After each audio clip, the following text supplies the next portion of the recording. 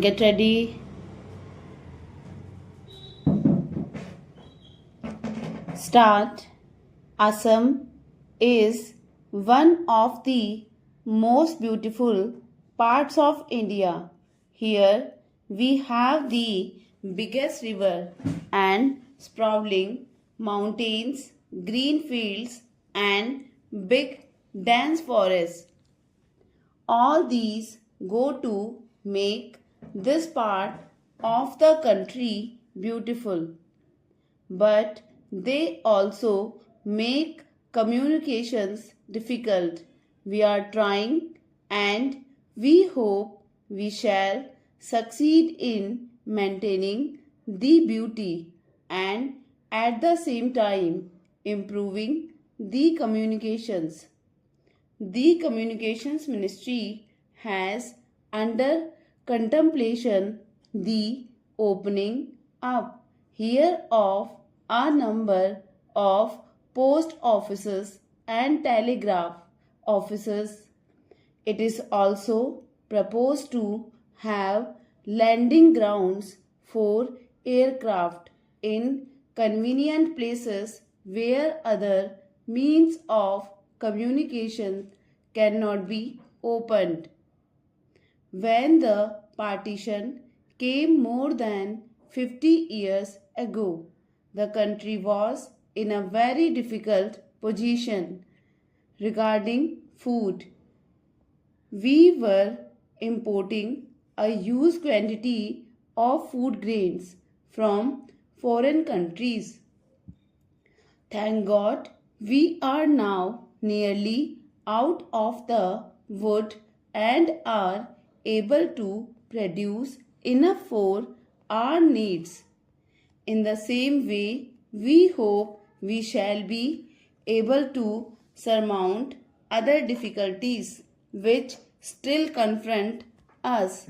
That has been possible because the people as a whole have realized the importance of self sufficiency in the matter of food.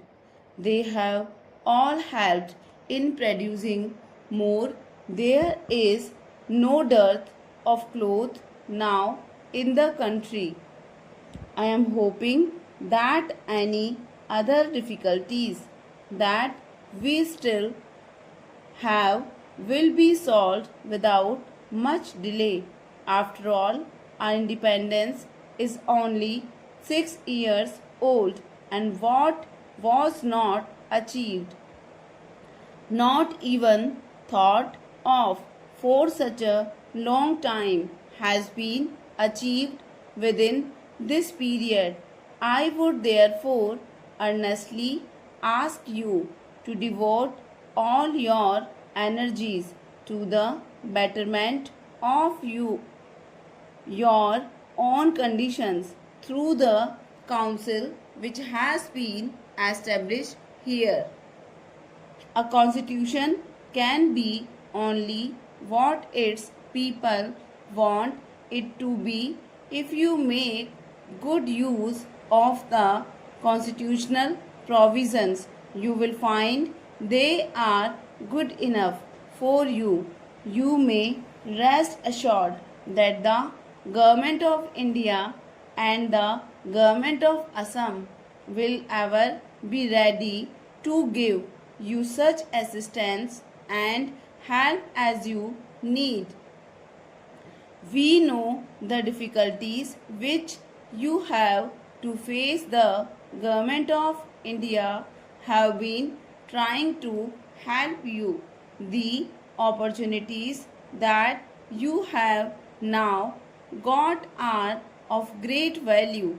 They place your destinies in your own hands, and we are ready to give you such assistance as you require. This position has not been earlier when India was not free. You have mentioned the services of the missionaries. I am glad to be able to bear testimony to the very good work that the missionaries have been doing in various parts of the country. I have before this borne testimony to this fact on several occasions. I am therefore not surprised that you have spoken so highly of them. I would only suggest most respectfully one consideration for them, all of us, whether Christians or non Christians, appreciate their services.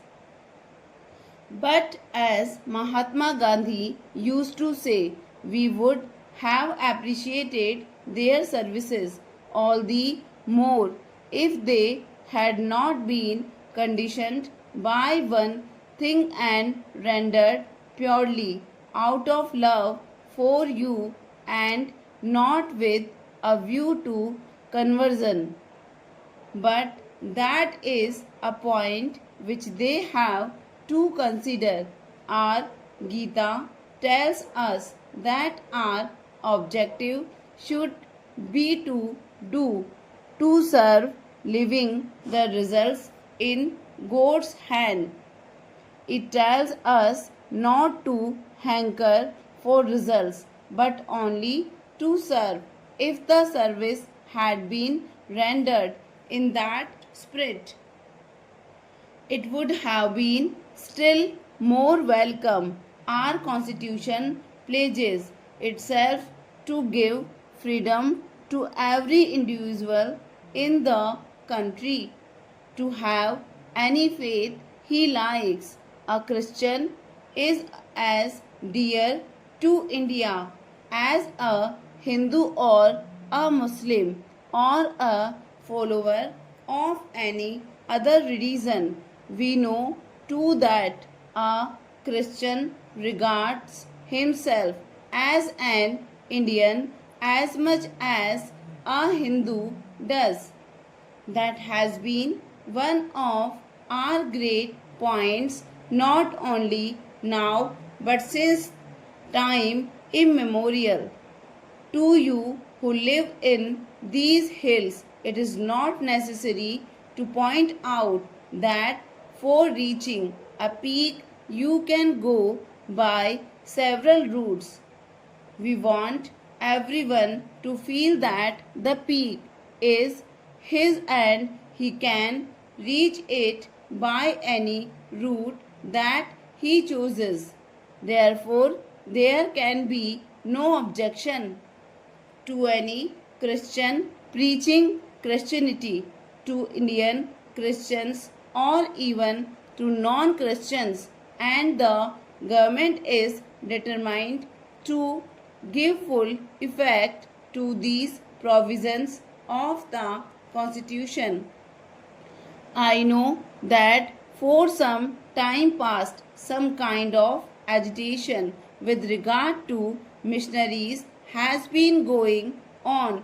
There is no objection to any Christian preaching his religion. If any objection been taken, that it is not due to the preaching Christianity, but due to other kinds of activities which some of them have been allegedly carrying on. There is even less objection to any social service which anyone has to render to the people, but at the same time we expect that those who come to our country for this purpose will confine their activities to preaching alone, and if that is done, there can be no difficulty whatsoever there. Stop.